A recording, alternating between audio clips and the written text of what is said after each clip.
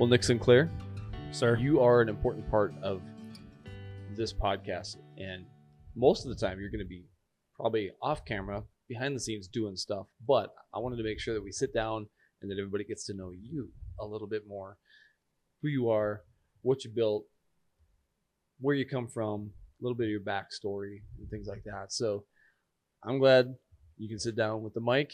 We got the Suburban here in the background. We're gonna talk a little bit about that too. But where do we begin? How far back do you want to start? Oh man, let's talk about this. Let's talk about the sub first. Let's get this okay out of the way. Perfect. What do you want to know? Well, how did it start life? Because it looks way different now than the way it rolled off the showroom floor. I'm thinking. I don't know how it started life because it's old and we only bought it 4 years ago. But 2009 Chevy Suburban 5.3, 4-wheel drive. Yeah, when we bought it, it was nothing. It was pretty boring. It had rims that I didn't like bigger rims. It was pretty boring. And we talked about customizing stuff. I can't leave anything alone. Sure. So the reason we got it is because we were having a third kid and we needed a vehicle. So we found it in South Dakota, thinking I was getting a South Dakota car, just to turn out all the paperwork was from like Wyzetta. I'm like, oh, this is a Minnesota truck. But picked it up in South Dakota, brought it home, drove it pretty. I think I put tires on it that fit right away.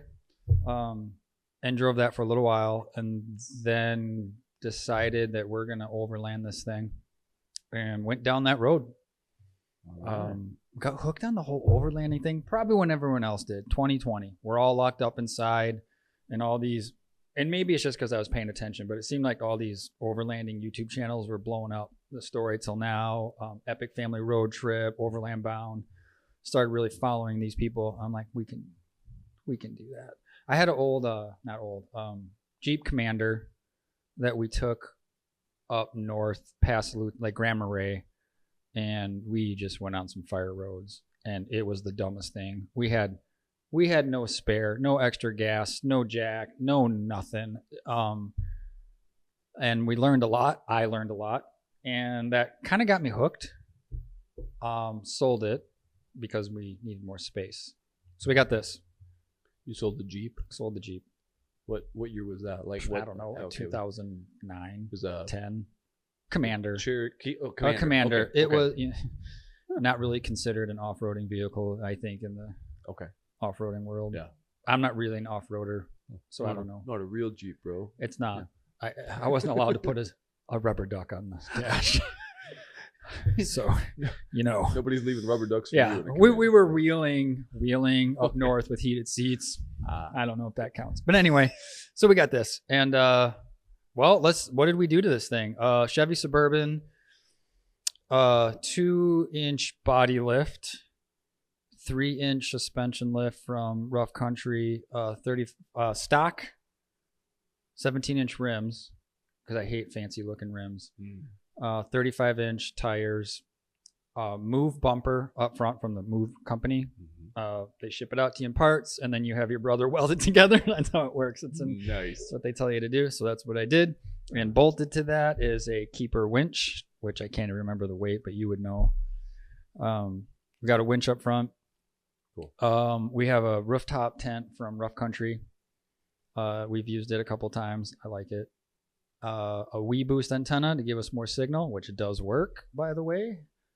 And yeah, I mean, I don't know. Other than that, it's just a grocery getter. So the idea was to build something that you can go 4-wheel off-roading with the entire family. And that's why you chose we do. Yes. Suburban. Yep. Okay. Yep. Okay. So your kids are strapped in. Yes. Your wife is next to you, and you guys are just going up on mostly fire roads. It's Benny. Oh, okay. But yeah. Okay. Right. All right. Yeah. So Benny and his kid. But yes, family. Right. So I took the kiddos out by myself. We didn't do off-roading, but we camped. So we popped the tent up. I got 3 kids in a rooftop tent and getting kicked in the head all night long. I didn't sleep well, but it was super fun. Cool. And yeah, we find fire roads, minimum maintenance roads. So we like to go up to northern Wisconsin, Chequamegon National Forest. I get my Onyx app and I just find fire roads and you don't know if it's available till you get to it, because sometimes they're so overgrown, but they're on the map and you really can't go down it. And that's what we do. We bounce around. Wow. I love it. I think it's fun. I find it a little sketchy and scary when I'm out with the kids, because if I get stuck, I'm with the kids, I don't know what to do. But when someone comes with us, let's just go for it. Very cool. Very cool. So you're not pulling a trailer. We're not pulling a trailer. Everything you need is on these 4 wheels. And I would think that you made some, you did some research, but you made some intentional choices for your wheel and tire size, your ground clearance, things like that, for the type of 4-wheeling that you do. Yeah. Right? So I'm not a rock crawler. Definitely. I know my lane. I'm not a rock crawler. I have no desire to go out west and ride shelf roads. I don't want to do that. I want to just keep it Midwest. I guess boring to some people, but I find it fun and kid worthy. So yeah, I didn't want my height too high. So my thought was, if I did a body lift, I can get clearance for the wheels, but still somewhat maintain a lower center of gravity. Sure. That was my thought. I don't know if that's actually legit, but in ground clearance, it's important to be able to, for somebody that's new to 4-wheel off-roading, which is me. I know nothing, but I just want to get over those rocks. Okay. Make sure we can get over the ruts, just to get over stuff. I mean, we're not that high off the ground. Well, when you stand next to the Suburban, it's tall. It's tall. It is. Plus whatever you have up on top of the tent, the roof rack, things like that. So do you need to worry about tree branches and things like that ripping? We just drive through them. We do. No, I don't know. I mean, obviously, if it's a big branch, we move it or something, cut it down. But okay. No, we just let it scrape. Cool. I'm not worried about scratching it. Oh, okay. Yeah. So you're not worried about scratches, dents, and things like. I'm actually trying to put scratches and dents in it. Nice. That's cool. Have you gotten into any hairy situations where you've had to winch out? We haven't had to winch out, but I've had to winch trees out of the road. So we haven't gotten stuck, which I think would be fun. But I've used it. There have been trees in the road I had to clear. Yeah. Right on. Do you go wheeling in the snow too? I mean, is it all year long? We haven't really done any winter stuff. Okay. No snow. Although we were up north late fall and there was snow, but we weren't snow wheeling, if that's a word. Okay. But you're using this thing that year round around town though. You're still going to the grocery store? Literally grocery getter. Okay. Haul the kids around. Oh yeah, it's my daily. Okay. It's just a lifted Suburban that we take off road. Cool. Basically. Probably tough to hide from the cops in something like this. I haven't tried. Easily recognizable. I haven't tried.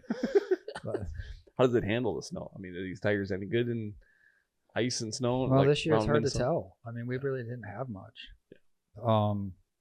I don't know. I think they might be a little slicker just because of the bigger rubber patches.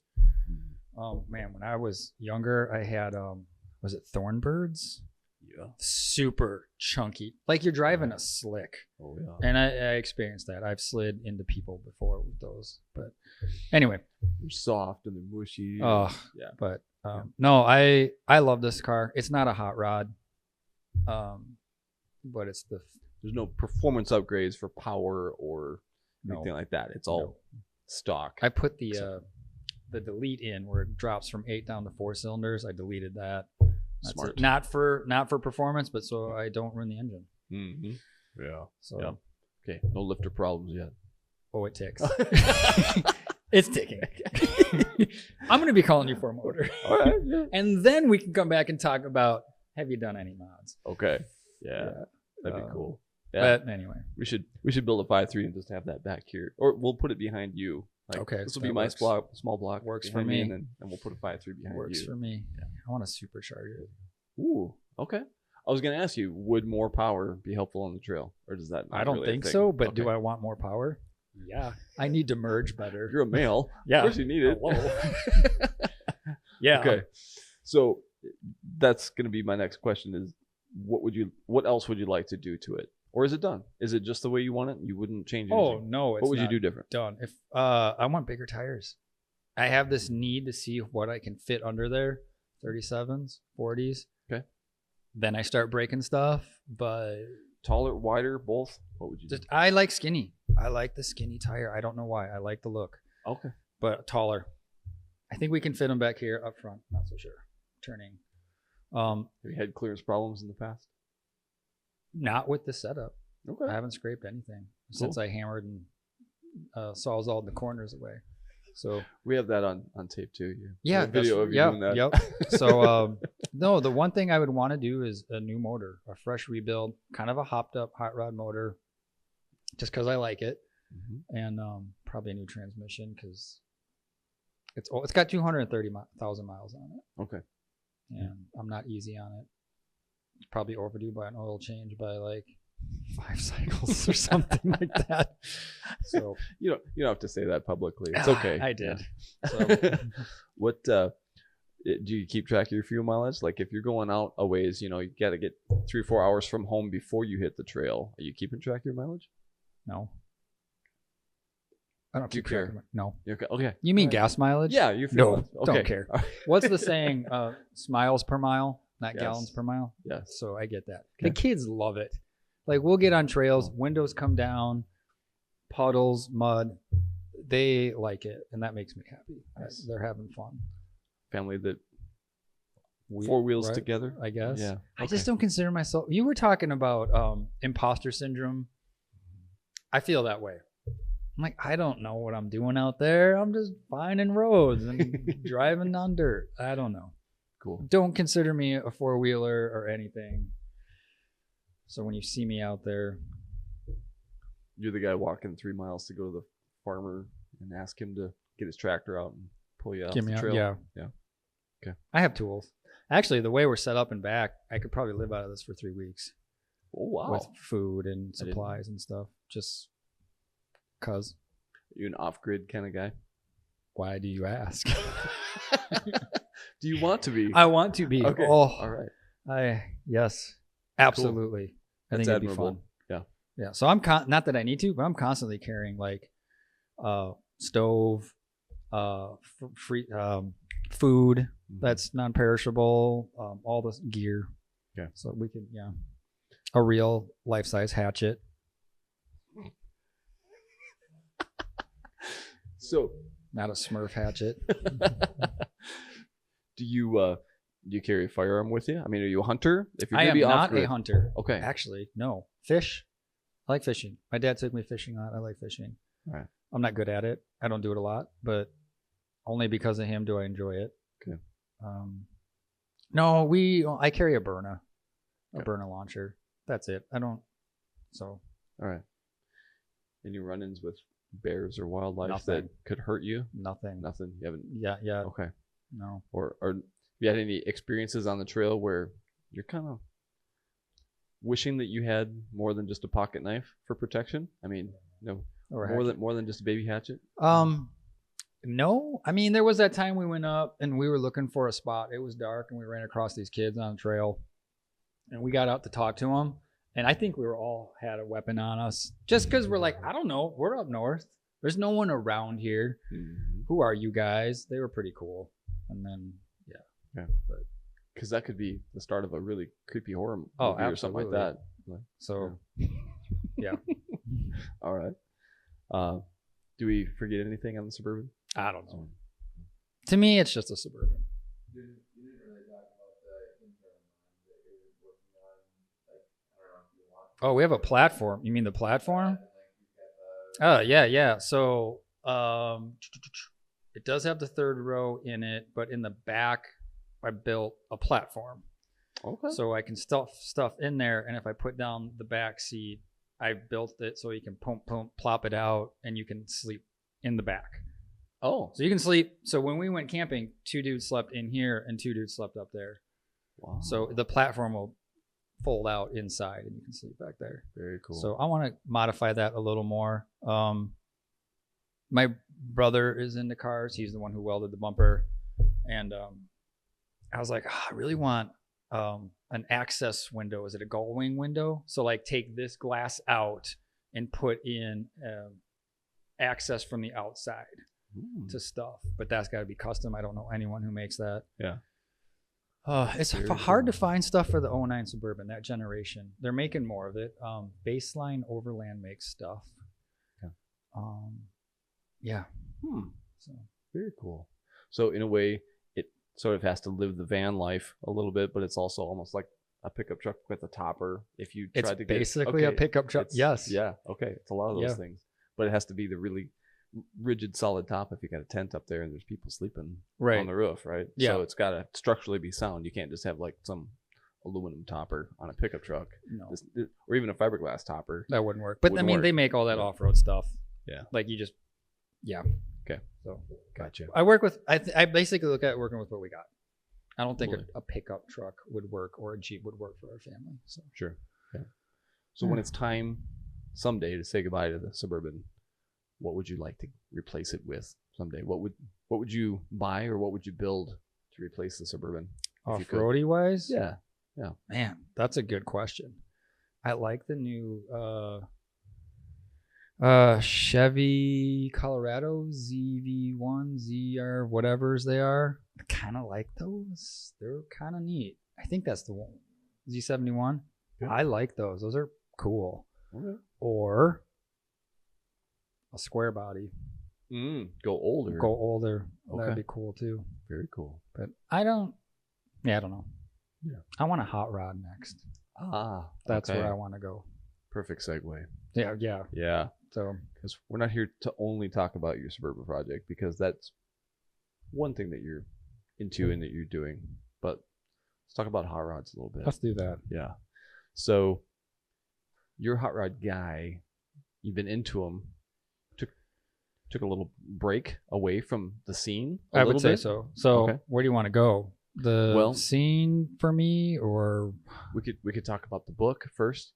You want to talk about the book? we could talk about the book. All right. So you wrote a book. I wrote a book, a memoir. Okay. You tell me.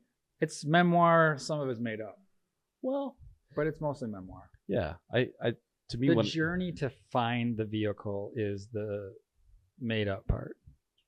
So it's called Two Door Post, and it's about my first car, father-son project, a two-door 1966 Pontiac Tempest. So and it documents the relationship that you and your dad had. Is your dad the impetus? Is he the one that got you into cars? yeah. Okay. Oh, for sure. Yeah. He wanted to build the father-son project. I honestly can't remember if I wanted to or not.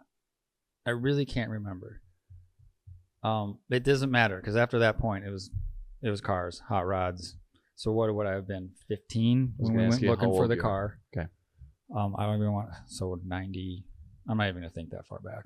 So you didn't I'm have your old. license yet. No. You couldn't drive, but your dad wanted to get a project. Yeah, get a that you took project over. started. Okay. So I talk about this in the book, but literally Auto Trader. Like, Mhm. not many people are going to understand this, but every week you would get yourself to the Yeah. gas station to get the new Auto Trader Oh yeah. and flip Oh, yeah. through that thing and like, Postage size. oh man, circle stuff. And you actually had the to call photo. the people Oh yeah. and Yep. actually have a conversation Mm-hmm. with another We're human being. 90s kids. I remember this.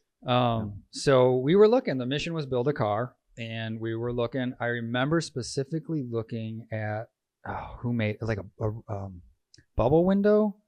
Did Chevy make like a rear? Did they call it a bubble window or Yep. something like that? I don't remember what model. Caprice wagon. I don't. It was early '60s Oh, okay. So earlier than that, yeah. or something. Anyway, I remember looking at it, and I was like, I don't like this. I don't like it. And he's like, fine. We looked at a Baja Bug because Cool. I love, there's something about Baja that I love. Never done it, but Baja Bugs are so cool. We went and looked at a Baja Bug. And that would have been a fiberglass body with. No, the it was just VW. a Volkswagen, Was it Volkswagen straight Beetle up still? Beetle. Okay. It's still the Beetle body, but it had like the Baja like It bars just had and tires suspension. on. Had Yeah, big tires on it. kinda. Okay. I remember the guy couldn't get it started when we got there, so my dad gets under the, not the hood, but the trunk, whatever, and got it going. We didn't buy it. I wanted that. My mom wanted me to get a full-size Suburban because she doesn't want her firstborn driving a small coffin down the road. So if your dad got this car started for somebody else, and he wants to start a project with you. Your dad was into cars. Your dad was a car guy. gearhead. Okay. Corvettes. Oh, okay. Cool. I don't know what else he had. Chevy Nova, if I'm trying to remember right. I mean, he had a Hydro Stream, old like race boat, not race boat, but I don't even call it a runabout, but they're Hydro Streams, little hot rod boats with a big black Mercury on the back. Cool. Yeah. So he was into stuff. Okay. We never brought anything into the mechanic shop. We fixed it ourselves. Wow. Which meant you drove broken stuff all the time. But we never brought it in. Wow. That's what I remember. Never brought stuff in. Okay. Very rarely. So more than just doing his own oil changes, your dad was doing. Oh yeah, he had an himself. 87. Oh, we're getting off topic. He had an 87 T-Bird Turbo. Oh, it was car of the year. Such a cool car. It was fast. It was a 4-banger, but it had a turbo. Yeah. That thing cooked 5-speed. Anyway, cool. I got into a race with someone in it, and I missed a shift and snapped a rocker. And he probably was mad, but he made me fix it. So I learned how to fix one. It's a solid dad that's move. What he did. Yeah, man. Yeah. Very cool.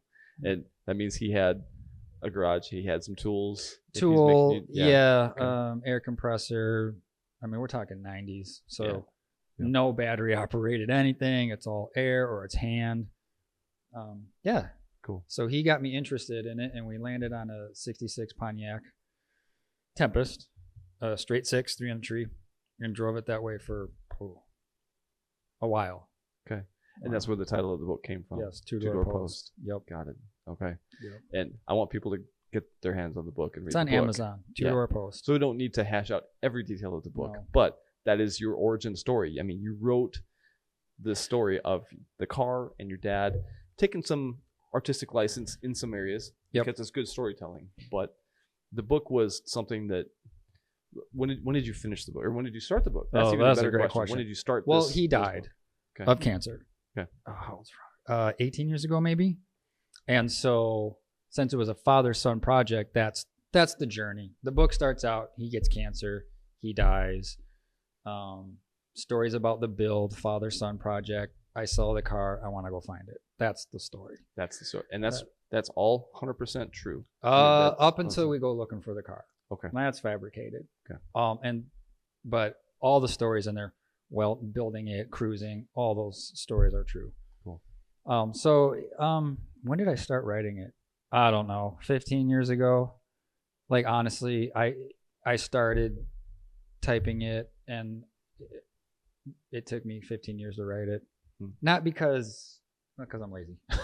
It's just and honestly, sometimes I would get into it and it was hard to write, meaning like emotionally. Sure. And I just put it down and I'd leave it. Was writing part of the grieving process for you? I don't know. You tell me. Honestly, I don't know. People, I read it. Maybe. Yeah. I don't know. People grieve in different ways, but it wasn't an intentional, I'm going to write to cope with this. Okay. I was going to write it. Did you plan on anybody ever actually reading what you were writing? Or did you think anybody would read it?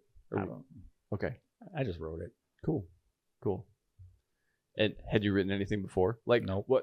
Just nope. You just I just wrote. You're sitting down in front of your computer and you're like, start tapping it out. Yep.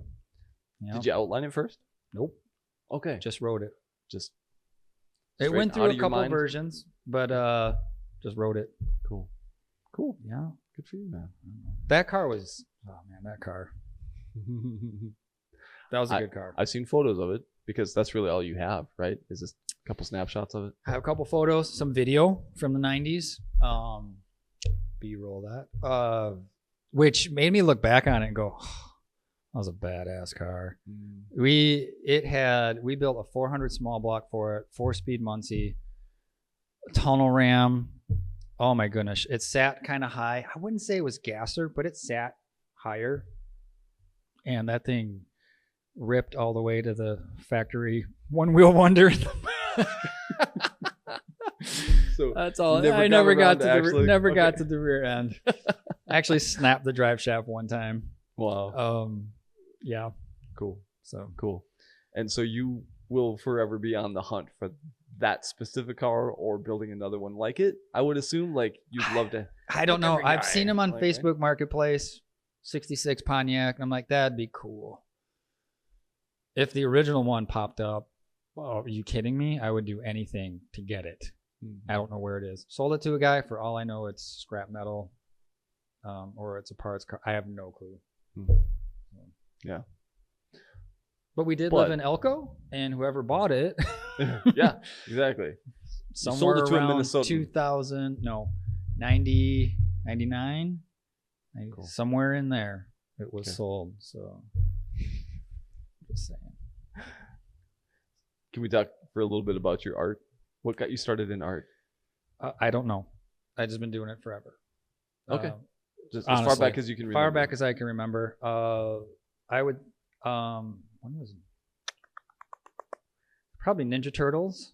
So what are we talking? Early 90s. Mm-hmm. Drawing Ninja Turtles, and then somehow I got into horror movies. Like, I guess you'd call them B. I guess every horror movie is a B horror movie, but horror movies. But Nightmare on Elm Street. That was Freddy Krueger. That was the one I chose. Everyone had their guy. Oh, I like Jason. I liked him. And I would get all the magazines, Gore Zone magazine, Fangoria, and I would just go through them because I was interested in how it was made, not the final product. You know what I mean? I wasn't into the movie to be scared or drawn into it. I was like, how'd they do that? The makeup. The makeup. props, Because no CGI back then. So everything was hand done. Cool. Totally into that. That led me into drawing a lot of that stuff. And then that just opens up doors like Guar. We talked about Guar. Only because of the makeup and the way they built their costumes and all that stuff was fascinating. Sure. Nowadays I can't even listen to the music, but yeah. So it was the monsters. It was how they're doing what they're doing. It's like Rick Baker. Real. Yeah. Was like the legend back then. Okay. I think he was American Werewolf in London. Yeah. I think he did Thriller, the makeup and stuff for Thriller. Like, I was so fascinated with that. That's and cool. then the art just kept going, drawing. And cars sort of popped in later. Okay. But I remember seeing the inside cover of Guns N' Roses. Oh, what album was it? Was it Welcome to the Jungle? That was a pretty rude scene by Robert Williams with the monster coming over the fence, the king of lowbrow art. And it was very offensive. Man, so much has changed. You look back and you're like, wow, that was offensive. What the heck was I looking at then? But at the time, I was fascinated with the art and poster art. Love poster art. Okay. It's very graphic. It's flat. You know, you're not trying to make it 3D. I love it. And then I got into Coop, who did all the Devil Girls. I'm sure you've seen those. Sure. Yeah. Went down that road. Also poster art, stuff like that. Always into graffiti. Never did it, but always into the graffiti thing. Like Shepherd Ferry. Just fascinated with that world. Skateboarding. Never really engaged in it, but just fascinated with it. Okay. Yeah, I was gonna ask you, like, were there other influences besides just horror movies, B-roll kind of stuff, but also with cars and skating? I mean, there's overlap in those different cultures, right? Yeah. Very so much. It makes sense. You're a teenager in the 90s. There's a lot happening. There is. And, yeah. The internet's not really a thing yet, even. Nope. So you're getting this stuff where? Magazines. Album covers, honestly, right? Album covers, magazines, just merch, stickers that you're finding at Hot Topic back in the day when it was cool. Were your friends into this stuff? Good question. Not really. What were your friends like? Did you have friends? Yeah, there were 3 Nicks within one block. We all called each other by our last name. I don't know. We were dorks. We played street hockey because rollerblading was a big deal. You weren't beating up the rollerbladers because you were a skater? No, we were rollerblading. Dang it. I was a fruit booter for a little while. Then I started skating. Never good at skating. Terrible at it, but did it anyway, which led me into snowboarding. Anyway, that's fun. But yeah, you are mixing genres there. Oh man, yeah. BMX. So Rad, the movie Rad comes out, and we're all BMX. Like everyone's got their like GT or whatever. Like we're so that whole era, we were just dorks in the neighborhood. Dazed and Confused though would have been a huge American Graffiti. Sure. Right. Early on, but Dazed and Confused comes out, and that's love it. Yeah, love that movie. Side note, those are actually similar stories. Yeah, they are. They take very much. Yeah. Yeah. I think it was a podcast I was listening to, and they were kind of analyzing both movies at the same time, putting back to back. It's like, oh wow, it's the last day of school. Yep. And it's like, oh, okay. Like I had never thought about that before, but they put the two storylines next to each other and they line up. It's like, oh, that's really cool. So me and my buddy, we would get a 12-pack of tacos and rent Dazed and Confused from Blockbusters and stay up all night and watch Dazed and Confused. Like, cool. Love it. And then, so we'll talk about movie culture. That got me started. Then I knew of Ed Roth art, like Rat Fink, before I even knew what Rat Fink or Ed Roth, who he was. So I saw the visuals before I knew the culture. That makes sense. Okay. But man, the movies, the 2-lane Blacktop. What a boring movie. Yeah. It's so awesome. Yeah. So awesome. Yeah. The car is a character in that one. And for car guys, that's like a cool car movie, but the storyline, like so boring. The actual, like yeah. But all that led into the art, and I always did art, and then I don't know what got me into the car bit, but once I decided to do cars, that was it. Like I've done other stuff. I tried lino cutting and acrylic painting, but the car thing, just I don't know what it is, man. Lowriders, lowbrow art, custom culture, pinstriping, tattoos, skating, all of it is just it's all kind of strung together. It's all part of that culture. Yep. I remember sitting down with someone and they were asking, what do you want to do? And I was like, I just want to draw hot rod cartoons for my life. And I remember saying that out loud, going, this is the dumbest thing ever. Like, who says this? Yeah. So stupid. But that's what I want to do. Yeah. Hey. So you're doing a lot of drawing through high school? High school was horror movie stuff. Okay. Like Evil Dead, Army of Darkness. I made a little mini horror movie. We were shooting videos on camcorders before I was born at the wrong time, but we were shooting videos and making movies all the time. Cool. And I even dragged my little sister into making horror movie videos, trying to be Sam Raimi editing videos and stuff. Okay, sit still. I'm gonna murder you now. Yeah, like we're gonna run the camera over you, and then you're gonna pop up, and then she's like, fine. Trying to make the ring. Yeah. So what were we talking about? Okay, so you're drawing all through high school. Drawing. And then it's more horror movie stuff, comics. I had a high school teacher, Mr. Mord at Prior Lake, who really gave me the freedom to do stuff. And he even questioned me. It was kind of cool. He's like, why do you draw this really morbid, half-naked girl stuff? And I'm like, I don't know. I just do. It's cool. Yeah, which is stupid. But nobody understands me, man. Dude, so there was the final project in art school, okay? And you could do what you want. And I was like, I'm going to make a movie. That's going to be my project. I'm going to make Night of the Evil Undead Flesh Eaters was the title of my movie.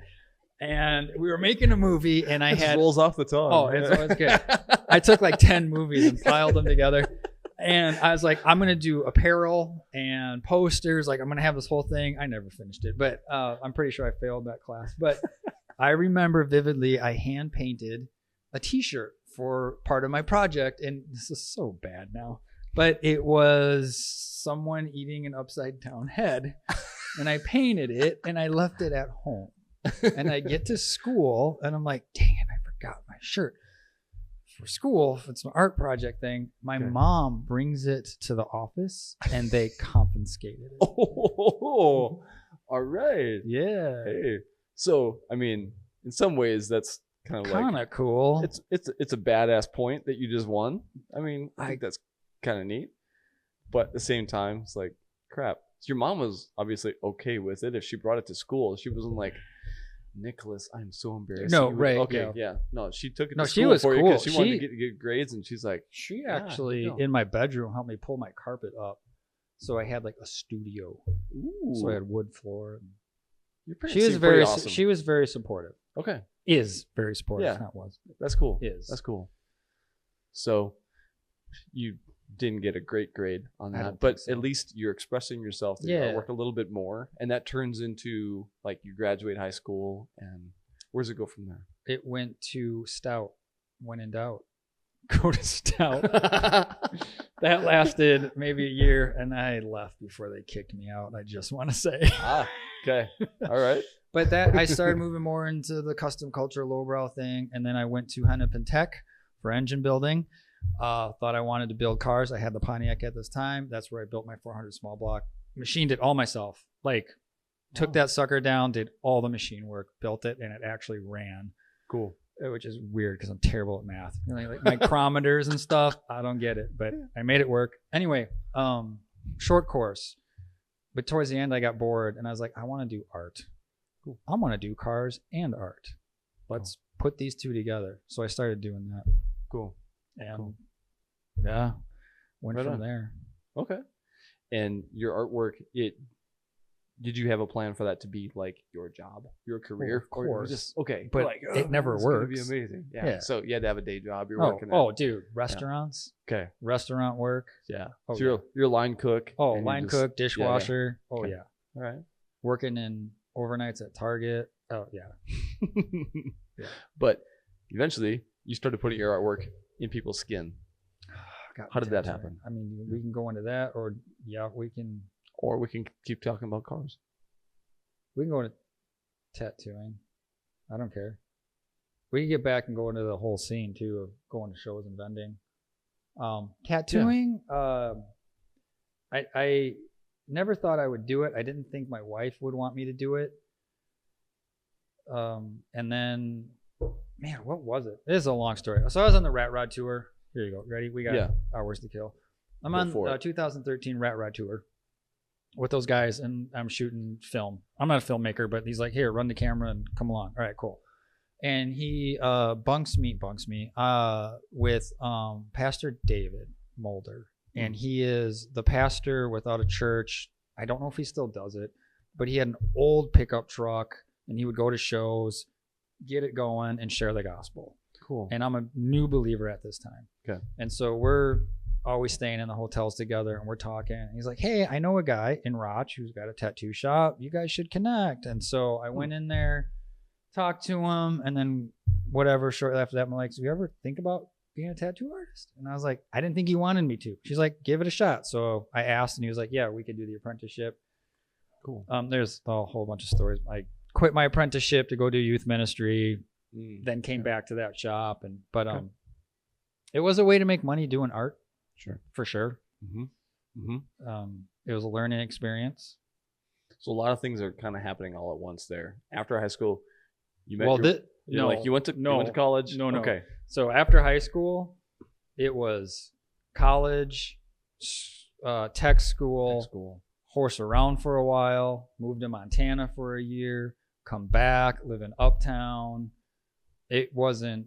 We got married in 2013. Okay. So there's 13 years of me being an idiot before that. Okay. So it wasn't right away. Sure. But she was like, go for it. So I did. 48 years of being an idiot to date, really. But well said. Yeah. Yeah. So tattooing is fun. Cool. It challenged you every day. I was never I must tattoo. Oh, we're interrupted. Hey, come on in. Can I come in? Yeah. Don't knock that over. Hey, no, it's all right.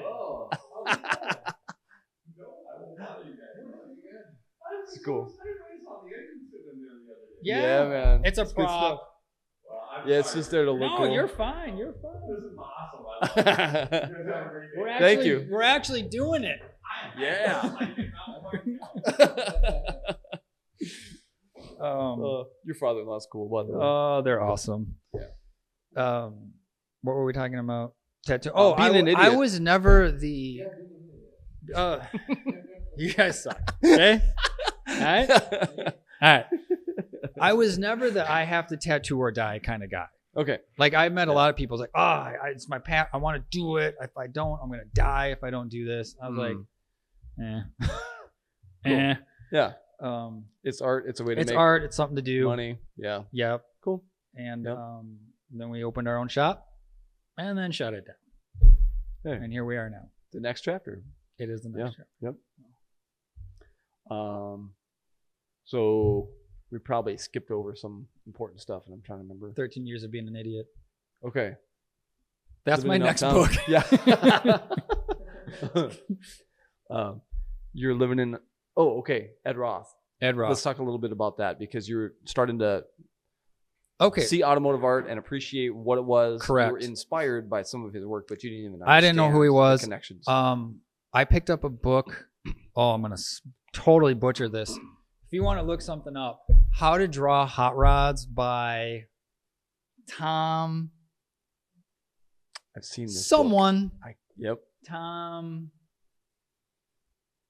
Somebody, and it's a book on how to draw hot rods. Mhm. Tom Daniel?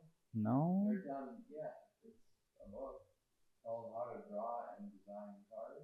No, how to draw hot rods, literally. I can see the cover. I know. Remember- Anyway, I get this book, and in the back is a portfolio of like 5 or 6 hot rod artists.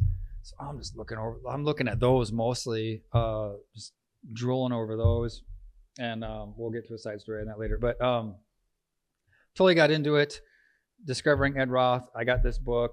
I'm mimicking a lot, and then putting my own spin on stuff. At this time, it's all hand drawn. Cool. That changes. Sure. Well. And I get the nerve to put together a portfolio because Ed Roth is going to be at like World of Wheels or something. Okay. Excel? No. Yeah. Somewhere in the middle of winter. So anyway, Big Daddy Ed Roth. You saw his work. You saw his name in the back of a book, and then you're like, "Oh, this guy's showing up." Not far away from I me. understood at that point that he was a Yeah. big deal. Okay. I didn't understand quite the big deal, but I knew he was a big deal. Okay. And he's going to be in town. And I was Cool. like, I'm going. I'm going to meet this guy, and I'm going to give him my portfolio, which sucks. And I'm going to work for this guy. So I get there. I wait in line. I meet him. He's had the biggest hands I've ever met. And I hand him this, and he looks through it. And he's like, all right, kid, here's the deal. I send you drawings. You ink them. You mail them back. And when I get off this tour, I'll do that. And he That's died cool. like 4 months later. Oh, So I never Man. got to. I met the man. Yeah, the one in the middle, Tom. Tom Daniel. All right. And so I met the man.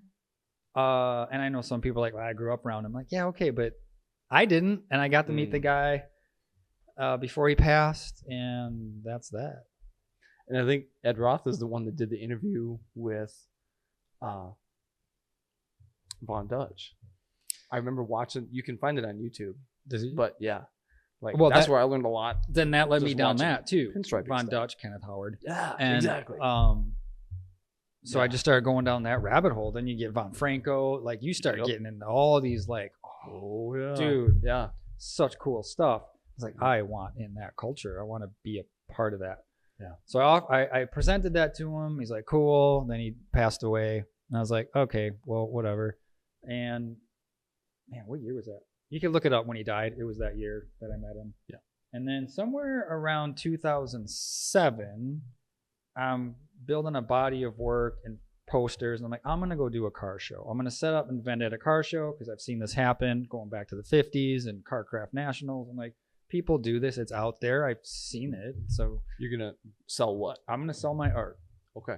So I'm going to get a vendor spot and I'm going to sell my art. And like drawings, paintings, what drawings. was it? Okay. But posters, not original stuff. I'm printing posters, and I might have had some t-shirts at the time. And I was like, all right, I'm going to do this. And I landed on the Rusty Eyeball in Wilmer. I think that, okay, so he passed away in 2001. So 6 years later, I actually do something. So the Rusty Eyeball is a show. The Rusty Eyeball is a show in Wilmer, Minnesota. And I get a vendor spot. Couldn't tell you how much. Doesn't matter. I set up, and oh, dude, there's nothing scarier than putting your stuff out there. Oh, I hate it. I was such a wreck. For years, I was a wreck. Setting up because people, they judge. I judge. Oh, yeah. I'm just, let's be real. So that's scary to put your work out there. For sure. And you're your own biggest critic. Oh, and I got lucky. So I set up, and lo and behold, Jeremy Peterson, that goes by Relic, also sets up there. And we start talking, and that started a friendship. Like after that, we started going to shows, setting up vendor shows together. Cool. He's probably hands down the best pinstriper. No offense. Like I've admired his work for a long time. Insane. Yep. I remember you were talking about trying to learn how to pinstripe, and I was like, I give up. I remember being at World of Wheels, a different one or something, and I was like, I can't stripe. And he's like, stripe, and I was like, it looks like crap. And maybe I'm wrong, and he can correct me, but I think he picked up a panel, threw a brush at it, and it slid down. He's like, I drew a straight line. I'm like, you suck. Funny guy. Anyway, so we're at Rusty Eyeball, and selling my stuff. It's going good. I'm meeting people. And Bo Huff is there. Bo Huff is there. Cool. I don't know why he's in Minnesota, but he's there. And he shows up and he buys 2 of my prints. And I can't remember what his tagline was. Batitude or something like that. That was like his saying. Because he was in all the magazines, like Old School Customs and all those. And he comes up and he buys 2 of my prints, and I was like, what the heck? That's so cool. Yeah. So right on. I met Junior Huff was there too, I think. But anyway, so that was it. And then just started doing car shows. Very cool. So the Rusty Eyeball, Hunter Car Pileup, which isn't a thing anymore, down in Iowa. That's when like we would go down there as like me and Jeremy would be there, and Justin Slingsby would be there, and rockabilly bands and psychobilly bands from Minneapolis would be there. Like, it's just fun. So it's hot rods. Is it rat rods? Is that scene even happening yet, or is it? Oh, maybe not then. But man, they don't like each other. Traditional and rat rod. They didn't anyway. Sure. But car shows.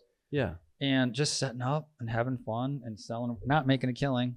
Sure. I'm definitely not making a living off of it, but we're doing it. It's kind of the carny life. Yeah, that's a good way of putting it. Yeah. But I got to meet people. I met Jeff Norwell at Hunter Car Pileup. He's an idol of mine. I was like, that's so cool. Wiesner was at these things.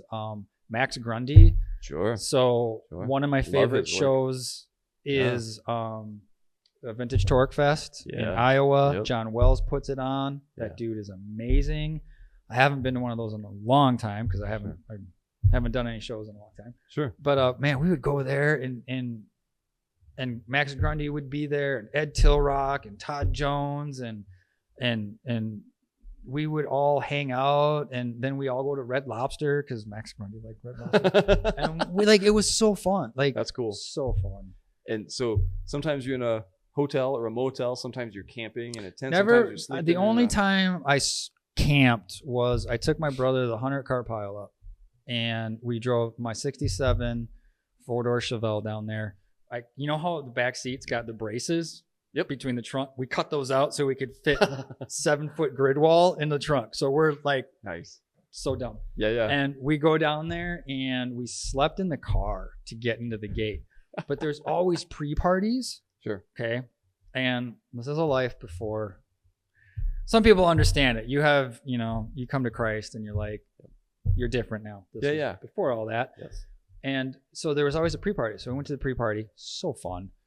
Just stupidness. And they had food and we're eating burgers. And we get back and we're going to sleep in the car outside the gate, whatever. And somewhere around the middle of the night, I'm like, I don't feels so good. And I don't feel good at all.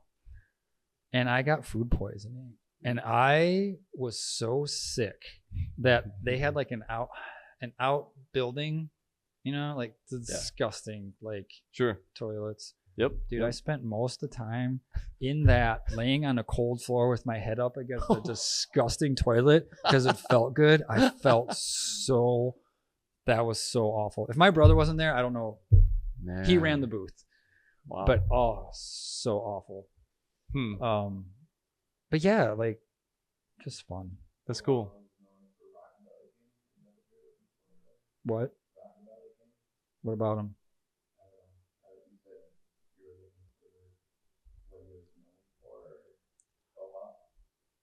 Oh, Bohop. He had a saying. It was like Batitude or something. Okay. Yeah. So yeah, car shows. We went up to how was it, Bulletproof, up past Detroit, Sure. down to Illinois, back to the 50s, Sure. Torque Fest, Iron Invasion, Greaserama in down south, Missouri been to that somewhere. one. Okay. Amazing show, and we're going this year. Cool. So Right on. You got to I'm introduce me to a so lot of these. excited for that.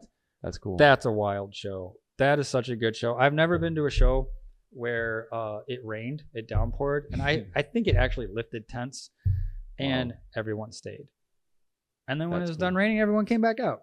It was amazing. Like you go back to the 50s, right? And you see rain clouds, everyone's Everybody just trying to get disappears. out of there. Yeah. Yeah, it was a great show. There's even a chance of sprinkles. Oh, Half the right. people don't even show up at 50s. Yeah. So going around doing all these vending shows, super fun. Cool. And get to know everyone. And you kind of sort of become a part of the scene, I guess. I don't know if that's it We feels were around- weird to say, maybe I'm wrong, but like super Yeah. fun. And then it's just tiring. Sure. Like, I'm sorry, but like going to bed at 2 a.m. because you're up all night partying to get up at 7 to set up your booth, go all day, and then drive home. It just gets tiring. Mm-hmm. And I wasn't making a killing. Sure. So that makes it worse. But Yeah. it was fun. And you're around like cool musicians. You're Oh, around so fun. amazing artists. Yes. and builders. And Yes. like, yeah, that was a happening thing. Magazines, was that a part of it? And like the internet is probably coming out right around there internet's too. there, So yeah, for sure. So people are taking videos. There's yeah. probably all kinds of like car shows on cable networks were a thing then too. So but- 2007 to, I don't know, 13, 14 maybe Yeah. was when we did it. I Cool. did it. Cool. And then just stopped kind of doing it. Sure. But it's time to do it again. Yeah. It's time to go. Right on. So Right on. Well, these are all the kind of things that you and I are both into. We just arrived from different places Yeah. and we both landed. I remember the first time I met you, you were working at the tattoo shop Yeah. in Rochester. And when I met you, I only had the one tattoo that was pretty simple and it was kind of poorly done. And it's like, hey, so that I didn't really change. want this.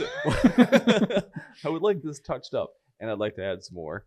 And yeah, I found you just on Google, local tattoo artist. Just happened to be. My wife actually found you. We just Googled it, like Christian tattoo artist. Okay, so that was yeah, gonna it was ask. Christian. Yeah, because I Alright. knew that I wanted things that had to do with my faith Yep.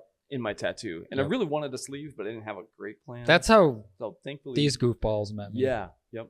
So yeah. So you're working at the tattoo shop in Rochester, Yep. and I remember being almost a little bit like kind of nervous to meet you. Not really, but I was like, this dude seems really cool. That's so weird. I've had people say that.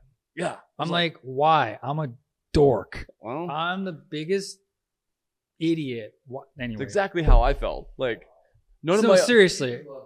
Exactly. Okay, I'm glad Yeah. Jesus loves me because like None of my other friends had tattoos, liked pompadours or rockabilly music or wore flannel shirts. I mean, the other truckers I was around, Sure. they wore flannels, but and your Just- racing team.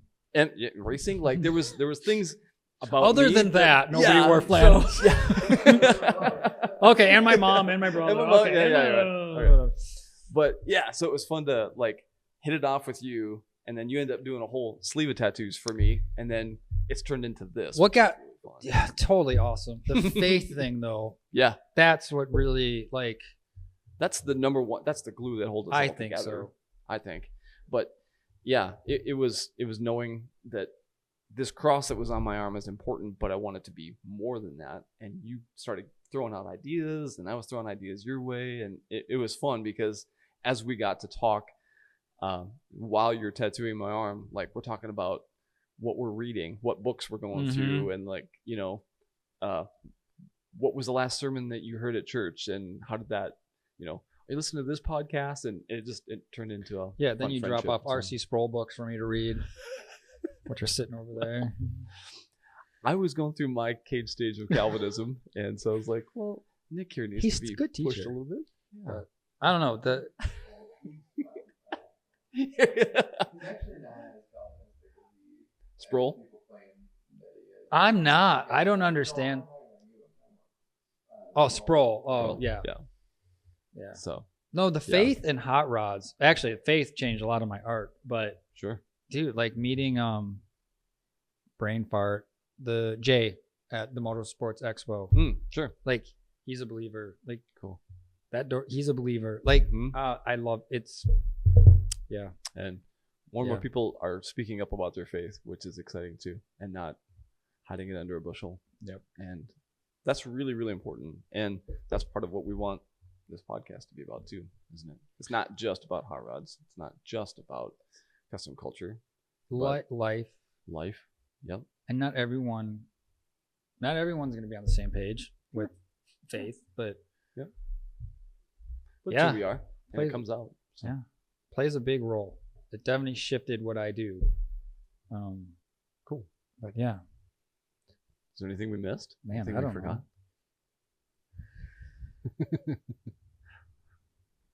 If anyone has a wagon that they want to donate to me, I'll take it. Well, A 65 Fairlane by. we have talked about if there should be a build, like a There should be. podcast There should be. project. That would be really fun. A project podcast build, like, Oh, yeah. yeah. And a burnout vehicle. Well, Since that's the thing, I didn't know that was the thing until a week ago. But Yep. Got to do a fun interview last weekend with a guy Oh, that's my a part of the goodness. Burnout Kings tour, going around the country. And yeah, my oldest son Jacob and I did a little bit of that. We went down to the Freedom Factory with Cletus McFarlane and all those guys, and we were there for the first year that they did that. And I think that was 3 or 4 years ago now. But yeah, it's a blast. So much fun. I'd love to do. I need a hot rod. I just got to You need figure a it hot out. rod. I got to figure it out because Yeah, But you'll get one. You'll get one. the last one was the Fairlane. That was a fun car. You do it one piece at a time. I mean, that's what this engine is over here, right? I got that in a trade. I did some work for a guy, and then he paid me with a small block. And so This is one You just piece start- at a time. yeah, It's not a hot that's how rod. most projects are. It's not a hot rod though. It's all right. What do you want to do? You want to drive on pavement or do you want to drive on dirt? I know, right? Why Yeah. can't I do both? Why can't I build a 4-wheel drive wagon, 1960s circa? Yeah. So a rooftop 10 on that sucker? Why can't you have an off-road hot rod? Yes. Yep. I think that's a great idea. Why not? You know why not? Because I love lowriders. Love lowriders. Yeah. Love lowriders. Hydraulics or air ride? Whatever. Whatever. I love lowriders. Why? I do not know why. Honestly, I love everything, the culture. I love the Dickies that are pressed with the flannels. I love the engraved chrome and everything. Love it. I don't know why. I've always been fascinated with lowrider culture and lowriders. But I would put my spin on it. I would kind of make like a kind of a not a rat rod, but a patina lowrider. Probably Sure. airbags. I wouldn't do hydraulics. Okay. But Okay. man, I don't know what it is. Have you been to California? Yeah, but I didn't have that mindset when I went. Okay. No, the coolest thing was not ever, but I was at Back to the 50s, and I'm looking at this. I don't even know what it was. Let's just call it a mid 50s. I don't know what it was. A mid 50s Ford something. Okay, and these two older couple. I'm talking older, like in their 70s. I swear they had this car out of the showroom, right? Cool. And they're showing it off. And up walks these two lowrider guys. I'm gonna use the wrong lingo, but like Latin dudes. yeah, saggy the pants, Dickies, like, the creased dick, like to the T. Lowrider guys. And they walk up to this old white couple and they just start chatting it up about what they did to the car and how they did this and where they got that. And I was like, that's what this is about. Yeah. That's what it's all about. That's cool. Like, it was the coolest thing. Mm-hmm. Like, man. It's bringing people together that are from completely different worlds, but they intersect right there at the car. It's so awesome. See? That was so cool. But cool story. I like anyway. That. Yeah, man. So love it. And that's why we're going to get people in here that have similar interests to us, but they're also building snowmobiles, or they're doing upholstery, or they're a musician, or they're all that semi trucks or whatever. And so they're going to have some differences from us, but we want to hear their story, and we want to hear what makes them tick and what common threads we all have together. Right. They're all in that culture. Absolutely, man. Yeah. That'd be cool. We want to promote the custom culture, and then we want to see that passed on to the next generation of kids. I want to see that. I have older kids, but you have some younger kids. Yeah, my 5-year-old daughter wants a pink lowrider. See, that's super cool. A pink lowrider. All right, that's cool. I show her. No, she wants the pink lowrider. I mean, yeah, she does. Right on. I can see it. She's so pale skinned. This little white girl flipping switches.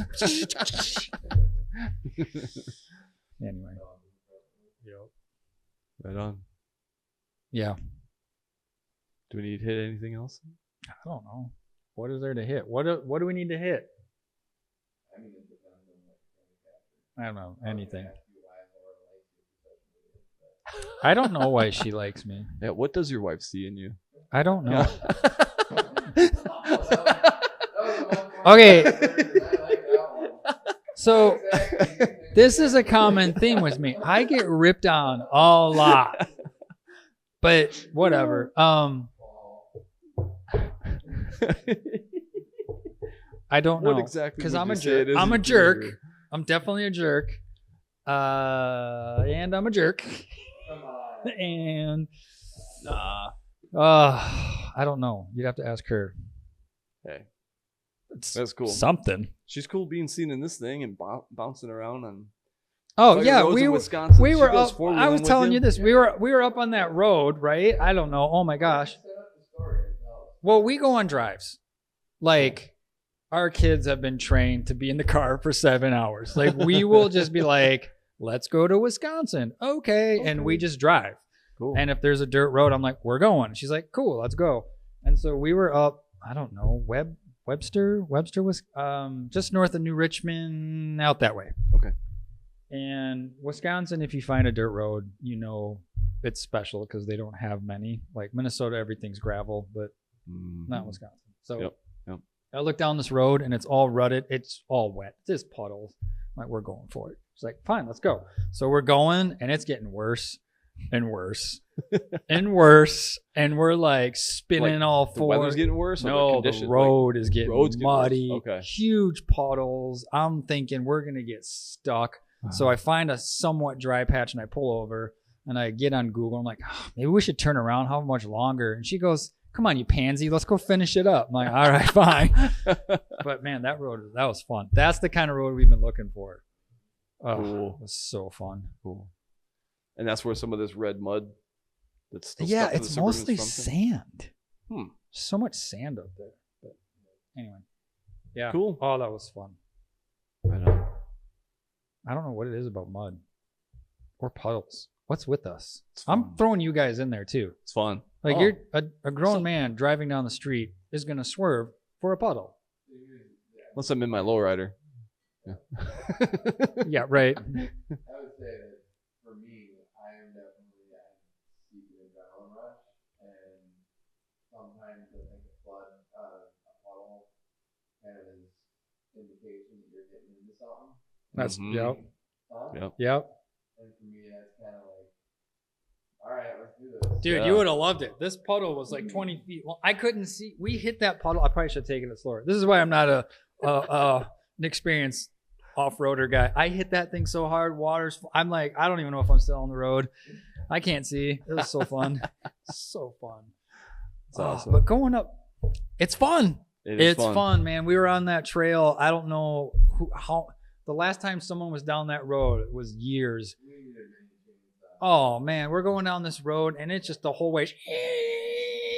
The whole side of the car is just, oh, so fun. Wow, and then, man. but then it popped out at a lake that nobody's at. Wow. That was like the only road to that lake. So beautiful. That's really cool. So fun.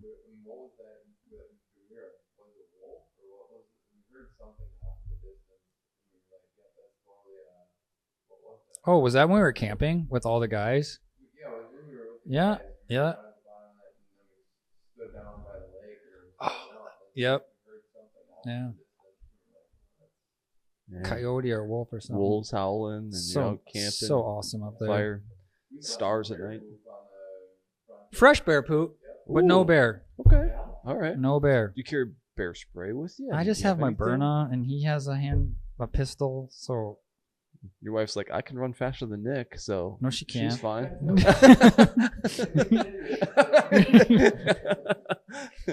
Yeah. Uh, Oh man. Cool. But that's so fun. I love. right on. You're right. It's the adventure. Yeah. Um, It's a roller coaster ride. You don't know what's going to happen. you don't know if you're Something's gonna get go wrong. stuck, Yeah. and half the time it's stupid. Sure. It's fun though. And it's problem solving. It's problem solving. Yeah. I think that's Sure. a big one. Mm-hmm. So Yeah, man. yeah, I don't know Cool. what else is there to talk about. Should we talk about what we're coming? Well, this will come out. Probably not worth talking about shows coming up because this will outdate. It's an evergreen video. You know what I mean? Like, Sure. We don't want to talk about current events, but Yeah. yeah, working on apparel, Yeah. drawing, Procreate, Yes. Because you started with pen and paper. pen and paper. and it's moved digital. Well, so which is when just I as yeah, when I started tattooing, here's a struggle. When I started tattooing, I was hand drawing stuff, and then everyone gets Procreate on an iPad, and that's just the way you do it. It's so easy. It works like you just draw normal, but then it's straight digital. You just print it right out. You got your stencil. Your light table's basically built in because you can pull images from Google and everything. And I haven't drawn on paper in 8 years. No, that's not true. I've done a couple, but it's all been on Procreate. And I really struggle with like, is this even drawing? You know, like, Yeah. I know what you mean. I'm still having to do it, but You've kind of made the switch over from analog to digital. I did. And so to go back just to challenge yourself, I mean, you could do it, but it's sort of like, why? Well, I am going to do But, it, but I mean, you were doing paint on canvas too, right? It wasn't only stuff on paper. You were doing posters. You were doing full-on big paintings. canvas, Yeah. which is fun. Yeah. Yeah, I don't know. I struggle with it. Like, what's the point? Is the point that it's done by hand on a piece of paper, or is the point that you like the image in the end? Sure. Well, and digital, it's like, it's a tool, right? Mm-hmm. And nobody ever at all thinks, well, if you use a ruler to draw a straight line, then you're cheating. It's like, no, it's a tool to Right. help you do what you're trying to do. Light table's not cheating. It's a tool. Like there's mirrors. There's ways that Da Vinci would draw or paint using projectors. Sure. You know, things like that to get the image where he wants it to go. And so those things aren't cheating. It's no less skillful, but is using the tools available to you at the time. So everything's in Procreate now. Yep. Which is amazing. Like, I got brushes. Oh, I can't remember the company. They just look old and rough. No, I'm in love with it. It's fun. It's cool. It's very cool. So yeah, man. So Yeah. that's why you're going to be designing T-shirts, stickers. There's a full apparel line that yes. would be awesome to launch, but it takes time. It takes money. It takes sponsors, things like that to like get all that off the ground. Just start where we can. Mm-hmm. Yeah. Yeah. Maybe a line of flannels. That'd be cool.